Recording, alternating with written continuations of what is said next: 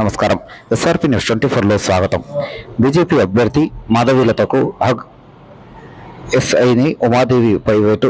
April 22 parliament ఎన్నికలలో అమలులోకి ఉండటంతో కొందరి వ్యాఖ్యలు వివాదాస్పదం కావడంతో వారిపై కేసులు నమోదు అవుతున్నాయి. తాజాగా ఎన్నికల కోడ్ ఉల్లంఘించిన ఘటనల్లో సైదాబాద్ ఏఎస్ఐ ఉమాదేవిపై వేటు పడింది.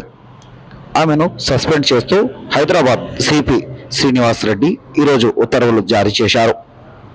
ప్రచారంలో ఉన్న బీజేపీ హైదరాబాద్ ఎంపీ అభ్యర్థి మాధవీలతను ఉమాదేవి ఉల్లంఘన చేసుకున్నారు. ఈ సోషల్ మీడియాలో వైరల్ అవడంతో చర్యలు తీసుకున్నారు. చూస్తుండండి ఎస్ఆర్పి న్యూస్ 24.